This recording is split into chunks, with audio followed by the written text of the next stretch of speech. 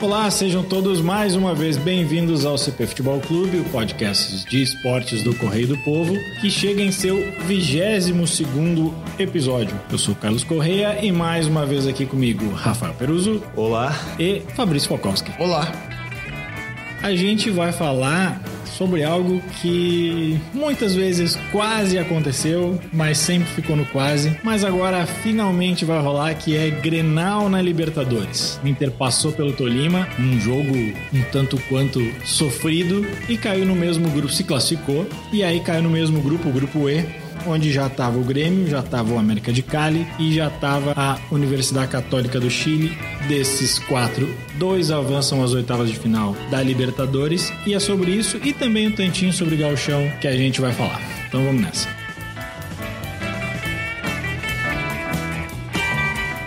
Buenas.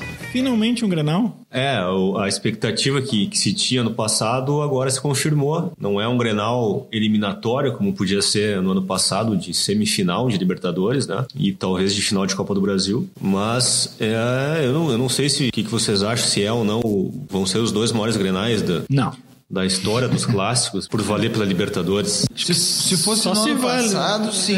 Aqueles do ano passado que estava se anunciando pela semifinal. Mas na fase de grupos, não. O que vai ser, eu acho, na minha opinião, a marca desse grupo, desses Grenais aí, é a rivalidade e o equilíbrio dos 4 times do grupo, né? A chance de um dos dois ficar fora, ela é bastante viva, né? Porque os outros 2 clubes são clubes com bastante tradição, não tem nenhum morto no grupo, isso que eu quero dizer, não tem nenhum daqueles times do interior da Bolívia ou do interior do Equador, não, dessa vez são 4 times, que é a Católica e a América de Cali. Os dois, aliás, estão muito bem em seus respectivos campeonatos, ainda que em rodadas iniciais, mas enfim. É difícil descrever um favorito nesse grupo. Não chega a ser um grupo da morte, mas é um grupo da UTI, digamos assim. Mas eu acho que, assim, observando os grupos, é o grupo mais difícil. É o grupo mais equilibrado, né? Mais equilibrado. Não tem zebra nesse grupo. Qualquer 2 que classificar tá... E não adianta ficar pensando só no Grenal também. Semana que vem os 2 estreiam na fase de grupos. O Grêmio fora de casa com o América de Cali, o Inter no Beira-Rio com a Católica, né? E a vitória já é super importante, porque depois tu vai buscar reabilitação num Grenal, que é sempre um jogo... Principalmente pro Inter, né? Eu diria assim, os 3 jogos que cada um vai ter em casa tem que ganhar, porque... o Grenal? Hoje mesmo eu estava conversando com os dirigentes do Inter e a tendência é que os 2 classificados desse grupo não fiquem entre os primeiros colocados. Isso, menos mal que agora isso não faz diferença como fazia antes, né? Aquela história de o primeiro vai pegar o pior 8º, agora é sorteio depois. Sim. Claro que tem a questão de tu decidir em casa. Ser primeiro, né? Mas a pontuação é importante para decidir em casa. Se tu pega um primeiro depois numa fase mais adiante, tu tem a vantagem de decidir em casa, né? Então é importante tomar pontos. Talvez não nas oitavas, mas a partir das quartas é importante, os pontos eles contam, né? Apesar de que também, né, no ano passado a gente falava muito nessa questão do grupo da morte, e o Inter, se não estava num grupo da morte, estava num grupo considerado o mais difícil, porque tinha o River, que vinha como campeão. No final das contas, o Inter não só se classificou em primeiro, como se classificou com uma rodada de antecedência, né? Sem ganhar do River. Sem ganhar do River. Mas também sem perder. Empatou as 2. Foi a segunda partida, né? Que o Inter estava ganhando no finalzinho ali, aí o Lomba deu uma pateteada. As 2 o Inter estava ganhando, né? No Beira-Rio estava ganhando por 2-0 e deixou empatar. Foi gol de falta, né?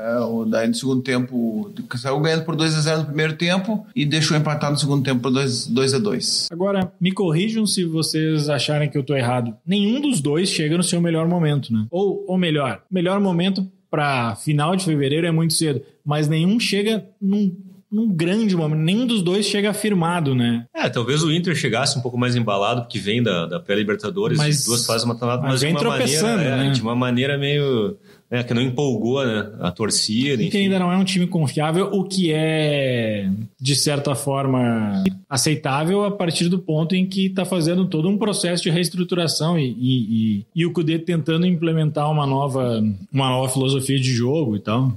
Mas Não sei se o Fabrício concorda, né? Que é o maior entendedor de Inter, mas o Cudê também não vai ter muito tempo para fazer correções, porque no final de semana já tem Gauchão, depois da Libertadores. Gauchão e Libertadores não tem tempo, não tem uma semana cheia de trabalho, né? Eu não sei quando é que ele vai ter uma semana cheia de trabalho não agora. Não vai ter mais. O que vai acontecer é o seguinte... Só lá pro final de abril, né? Vai jogar com o time reserva sábado contra o Caxias. A menos que caia fora... Vai ganhar um pouco mais de tempo quem cair fora antes do Gauchão, né? Mas aí ninguém vai querer cair, né? Que o Gauchão virou Copa do Mundo também pra Inter e Grêmio agora, porque só um vai pra final, se for, né? Lembrando que a gente não gravava depois disso, né? Caxias conquistou o primeiro turno vencendo o Grêmio lá no Centenário. Então, o Caxias já tá garantido. Grêmio e Inter que lutem, né? Agora mas com a Libertadores no meio do gauchão, eu também acredito que o Grêmio vai escalar os reservas na maioria dos jogos, já começando agora pelo jogo do Juventude no sábado. Num horário atípico, né? Sábado às 11 da manhã. Mas se o Grêmio concordou e achou bom esse horário, porque ganha um tempo a mais para recuperar o jogador, enfim, para descansar para a viagem do domingo para Colômbia. Também deve ser um jogo para observar o Jeromel, que não jogou ainda esse ano e vai voltar, vai ser preparado para a Libertadores. Daqui a pouco o Jean-Pierre pode ganhar alguns minutos, Thiago Neves deve começar, Caio Henrique deve começar e acredito que se der uma boa resposta já vai ser titular na Colômbia. Então é um jogo que é interessante para ver essas observações pensando no jogo de terça. Deixa eu pegar esse gancho, Peruso, para já te perguntar justamente isso. Como é que qual o esquema que o Renato acha que o Renato vai manter para esse início, para essa largada da fase de grupos? Porque a gente se acostumou a ver o Grêmio jogando com 2 volantes e 2 meias, e o Grêmio que deu em parte mais certo nesse ano foi quando ele botou 3 volantes. Pelo menos toda vez que ele desmontou os 3 volantes, o Grêmio perdeu o poder de marcação, não ganhou nada em criação. A gente até estava discutindo se piorou porque perdeu marcação ou se porque o Thiago Neves não acrescentou muita coisa até agora. Mas a questão é, como é que vem esse Grêmio? Vem com 2 volantes? Vem com 3? Na verdade, o esquema prioritário, digamos assim, do Grêmio são os 2 volantes, um meia centralizado, 2 jogadores abertos e mais a figura do centroavante. Né? Mas o Grêmio vive um problema no momento, né? O Grêmio tem 2 opções de meio-campistas que fazem essa função de criação, que são o Thiago Neves e o Jean-Pierre. Um tá machucado, não joga há mais de 5 meses, não tem a mínima chance de começar o jogo na Colômbia. O outro, nas oportunidades que teve, ainda não mostrou a que veio, tá com o desempenho ainda muito aquém do que se espera do Thiago Neves. Tem uma terceira opção que é o Tassiano, quando foi experimentado nessa função esse ano, fez um bom jogo, que foi contra o Sportivo, se não me engano. O Grêmio goleou até na arena, mas depois ele teve um probleminha de lesão. Então eu diria que fica entre Thiago Neves e Tassiano. Mas... tendo em vista que o esquema com 3 volantes deu certo no primeiro tempo do Grenal, em Caxias o Grêmio sofreu mais, até pela postura do Caxias no campo, mas o Renato não pode desmanchar o esquema, né, como ele fez nas outras partidas. Ele sempre tira um desses volantes e coloca o Thiago Neves ou coloca um outro atacante. Então, no Grenal, só para lembrar, no Grenal ele tirou o Maicon para botar o Thiago Neves e o Grêmio caiu a partir dali, mesmo com a mais em campo. Contra o Caxias, o Lucas Silva foi o Lucas Silva que saiu. Foi o primeiro também, a sair, né? Depois ele tirou o Maicon também. Né? E aí contra o Aimoré também acho que ele tinha feito uma substituição parecida. Contra o Aimoré ele também fez umas substituições bem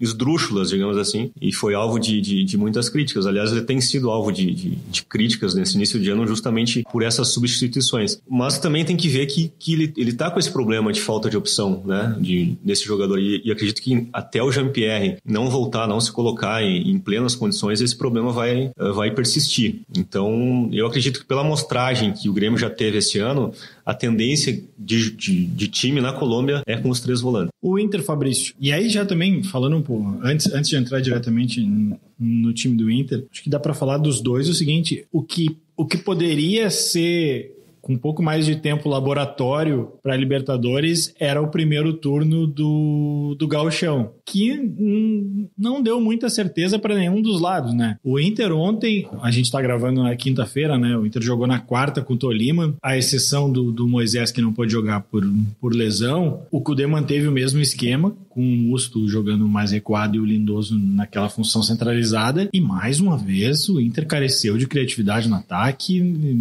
Não sei se ele vai continuar insistindo. O que tu acha?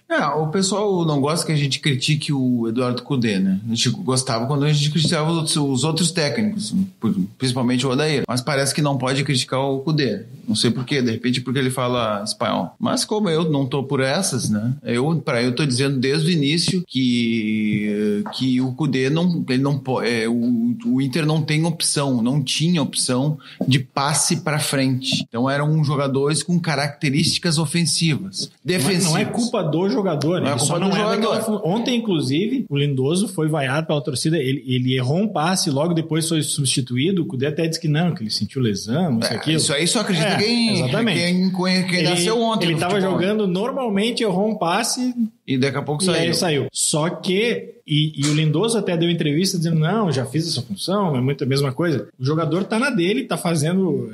Tá fazendo o que pede pra ele. Exatamente. É até elogiável a postura dele de defender o técnico. Mas ele tá jogando numa que não é a dele. Exatamente. E assim com praticamente todos, porque o esquema foi alterado, né? Foi completamente modificado. O Inter joga com praticamente 3 zagueiros. O Musto, na maioria dos jogos, se transforma num terceiro zagueiro. Nesse jogo em especial até não foi tanto, porque o Tolima só atacava com só tinha um atacante mais posicionado, os outros vinham de trás, então não tinha muito por que ter 3 defensores, então o Musto realmente jogou um pouco mais avançado, e ainda por isso até atrapalhou um pouco mais ainda o Lindoso, porque daí eles jogavam praticamente na mesma faixa do campo ali. E o que acontece é o seguinte, saiu o Patrick lesionado, entrou o Bosquilha, que deu uma nova dinâmica ali pro lado esquerdo. Aí ontem ele teve que recuar ele tirou o Lindoso, que era uma obviedade. Isso tem uma qualidade do treinador, porque ele não esperou o segundo tempo, como a maioria dos treinadores faz. Vamos esperar para ver como é que vai vir o time adversário, para mudar os 15 do segundo tempo. Não, ele trocou ainda no primeiro tempo. Eu não sei se ele não torrou o Lindoso do jeito que foi a substituição. Eu acho... É do jogo. Acho que a torcida do Inter compreende isso que tu inclusive falou agora, né? Que o Lindoso tá jogando uma posição que não é a dele, que ele não rende, e além disso, além de não ser a posição dele, ainda ele fica disputando o mesmo território do gramado com o Musto e com os outros meias que estão por ali. Talvez, e a gente discutia isso outro dia, o esquema do Cudê, ele é interessante. É um esquema interessante. A minha dúvida é se o Inter tem peças para fazer esse esquema. E aí a gente vai para aquela assim, quando tu chega, tu tem 2 opções. Ou tu vai pegar as peças que tu tem e vai tentar adaptar pro teu esquema, ou o que eu pessoalmente acho mais correto é tu ver quais peças tu tem e como é que tu vai poder fazer o esquema a partir delas. Não é o que o Cudê tá fazendo. Talvez a gente possa até questionar a qualidade ou discutir a qualidade das peças que tem, mas tem peças para fazer. Eu te garanto que o grupo do Inter é melhor que o grupo que ele trabalhava na Argentina até dezembro, isso não tenha dúvida. E ele tinha... Mas quem pode fazer a do Lindoso ali? O Nonato, quando recebeu as oportunidades, que foram poucas, ele ainda não deu essa resposta toda. Ontem jogou o Edenilson. Jogou e foi bem. O Johnny teve uma oportunidade, uma ou duas, e eu não acho que tenha sido mal. São jogadores que têm uma característica um pouco mais ofensiva. Tem que participar da marcação, não é isso que eu tô falando. Tem que participar da marcação, tem que fazer o jogo, tudo isso tá certo. Que tu tem que ter jogadores que tenham característica um pouco mais ofensiva. Ali tinha que ser, e pra ter o passe pra frente. A gente não tá pedindo contratação, indicando contratação, até porque é um jogador que não já largou. Aquela ali era sem tirar nem pôr. Ali era um jogador que nem o Tinga, né? Exatamente, por isso é o Tinga, que marca, se movimenta muito, também cria. Mas também joga, né? E tem o passe em direção ao gol adversário, né? Passe vertical. Será que o Inter não estava esperando, ou sei lá, esse esquema não conta com o Arangues? Pode ser, mas o Arangues não joga exatamente nessa posição aí, né? Ou até pode. É porque como o esquema é completamente, assim, é uma novidade, principalmente em termos de Brasil, então a gente até tem um pouco de dificuldade de saber que jogadores, os próprios jogadores comentam isso, né? Que jogadores poderiam jogar nessa ou nessa função ali. E o próprio Cudê, quando chegou, é um trabalho. Por que o Musto tá jogando? Se nós for analisar jogador por jogador, o Lindoso é mais jogador que ele. Só que o Musto, primeiro, ele é um jogador... Homem de confiança. É um homem de confiança. Ele tá acostumado a jogar nesse esquema, já jogou um tempão, inclusive com com o próprio Kudê, então ele conhece o esquema e pode, inclusive, auxiliar os outros jogadores a se posicionar melhor. Mas é curioso, né? Porque apesar de tudo isso, e o Inter, ou talvez em consequência disso justamente, como o Inter faz essa marcação mais adiantada, e ontem no jogo contra o Tolima foi a mesma coisa, o Inter ainda dá muito espaço para contra-ataque, né? E o Tolima não é o time mais qualificado que o Inter vai jogar nesse início de temporada. Eu não sei se a Católica não... Qualquer time que souber aproveitar um pouco mais os espaços que o Inter dá, como o Grêmio fez no primeiro tempo do Grenal, o Grêmio deitou e rolou. É complicado ali aquela... São pontos dessa proposta de jogo do Kudê que precisam ser melhor trabalhados. É evidente que quando um time marca mais no campo adversário, avança a marcação para o campo adversário, fica um espaço nas costas. Inclusive a orientação do goleiro é dele sair do gol e jogar mais avançado também, porque... Isso é um tipo muito guardadas as devidas proporções, tipo o que o Neuer fazia na Copa de 2014. Exatamente, mais ou menos isso. Só que, claro, isso precisa de treino, precisa de uma série de coisas. Os zagueiros precisam ser rápidos, porque tem que ter recuperação, né? Porque se tem um contra-ataque, tu tem que te recuperar. E esse é justamente o problema, né? O Inter não tem tempo. O fato do Inter ter participado da pré-Libertadores tirou tempo do Inter, né? Muito tempo, e principalmente tempo de treino, novo, né? Tempo de treino, aquele treino que tu... né? Porque, na verdade, assim, ó, quando tem... Só pro nosso querido ouvinte entender, quando tem jogo no meio da semana, praticamente não tem treino naquela semana, porque um dia antes tu não treina, porque joga, no dia do jogo tu não treina, exatamente porque joga, dia tu descansa, e no outro dia tu tem que recuperar os jogadores, então tu não treina. É um trabalho tático e olha lá. Né? De posicionamento sem muita coisa. Então, praticamente, quando tem 2 jogos por semana, que é a tônica aí até aqui, e que agora, continuará sendo ao longo das próximas semanas, sem tempo para treinar, vai ter que se adaptar ao esquema jogando. Qual das duas estreias é a mais complicada? O Grêmio porque joga fora, o Inter porque o esquema ainda não está azeitado, os dois. O Grêmio, né? A estreia do Grêmio é pior. Por 2 motivos. Por jogar fora e porque o adversário eu acho que é melhor. Eu acho que o América de Cali é o grande adversário da dupla Grenal nesse grupo. A Católica foi adversária do Grêmio no ano passado, ganhou do Grêmio aqui, mas o primeiro turno do Grêmio ano passado ele foi péssimo, ele perdeu as 3 partidas, né? Então, ou empatou aqui uma, se não me engano, não lembro. Mas eu sei que depois do segundo turno o Grêmio ganhou as 3 e aí acabou classificando em segundo, atrás do Libertad. Então a Católica tem a sua qualidade, mas não é um time que eu acredito que vá complicar para Inter e Grêmio. Agora, o América de Cali, sim, é um time mais tradicional, tá entre os 2 maiores da Colômbia. E o futebol colombiano é aquela loucura ofensiva, né? Já foi mais, mas não tem por características serem times com medo de atacar, né? É um time que é o atual campeão colombiano, né? O que nunca é pouca coisa. É um time que tem torcida, enfim, jogar lá é sempre muito complicado. Então, a estreia do Grêmio, eu acho que um empate lá tá de bom tamanho assim pro Grêmio. Claro, o Grêmio vai jogar para ganhar, óbvio, mas a vitória sempre é o melhor resultado. Agora o empatezinho não pode ser desprezado lá. Tem um outro aspecto do Inter e do Grêmio também, né? É que o Inter já jogou lá. A gente falava umas 2, 3 semanas atrás, quando o Inter jogou com a Universidade do Chile, tinha todas aquelas questões políticas do Chile, né? Quase que não teve jogo. Teve problema durante o jogo. Um dia antes do jogo teve muito problema, durante o jogo teve problema. A situação não tá fácil. Mas eu diria assim, pro Grêmio um ponto lá é um baita resultado, e pro Inter aqui vitória, não pode pensar em outro resultado. Então, por isso, assim, depois do jogo ontem, o Kudê né? Lembrando que a gente tá gravando... Quarta-feira.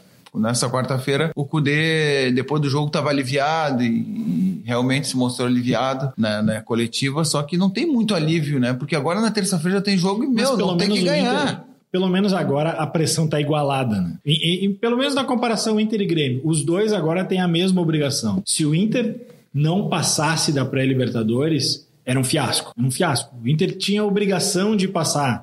E tu ter essa obrigação te coloca uma pressão, ainda mais quando o teu time não... o time do Inter ainda não tá pronto. Tá, mas o que é pior? A classificação independe disso. O que é pior? Tu perder pra Libertadores, tá tudo bem, em 2 semanas e perder os 2 Grenais e ficar fora da próxima fase. O que em tese... Aí tu perde, e aí o Grêmio ou o Inter, vamos dizer, trabalhar com as 2 hipóteses, perde pro teu tradicional rival, seja ele Inter ou Grêmio, e não se classifica e ainda vê o rival se classificando no mesmo grupo. Pô, os Grenais, eles vão duro ser, pra torcida. das 6 rodadas, os Grenais vão ser na 2ª e na 4ª rodada. Aliás, o Grenal é o último jogo do Inter em casa, né? O Inter estreia com a Universidade Católica, depois o Inter joga com a Universidade Católica aqui, depois o Inter joga o Grenal na Arena, joga com o Cali aqui, joga com o Grêmio aqui e depois joga as 2 fora, inclusive decidindo com o América de Cali lá. Só corrigindo aqui, o ano passado o Grêmio empatou com o Rosário no primeiro turno, perdeu para a Católica e Libertad e depois no segundo turno ganhou os 3. O primeiro turno do Grêmio esse ano, a tabela é horrível pro Grêmio, que tem o América de Cali lá. O único jogo aqui é o Grenal. E o único jogo aqui é o Grenal. Depois sai para jogar com a Católica, né? E aí no segundo turno, eu não sei se esse ano inverte. Não é espelhado. Não é mais espelhado. Bom, aí depois tem o América aqui. Aí o segundo turno joga as 3 aqui, na verdade. O Renato... porque o Grenal é no Brasil. O Renato até falou isso, né? Depois do Grenal, que ele estava torcendo pelo Inter, em prol da rivalidade e tudo mais, mas também pela questão de logística, né? Tu evitar uma viagem nesse aspecto. Eu não sei se o Renato foi sincerão nessa declaração dele de preferir pegar o Inter. Claro que em termos de logística é preferível, tu não precisa viajar. Como a gente estava falando agora, o segundo turno do Grêmio é todo em Porto Alegre, né? O Grêmio não sai de Porto Alegre para jogar o segundo turno do grupo, mas tu tem que enfrentar o Inter, o teu principal rival, né? Que nem o Fabrício falou antes.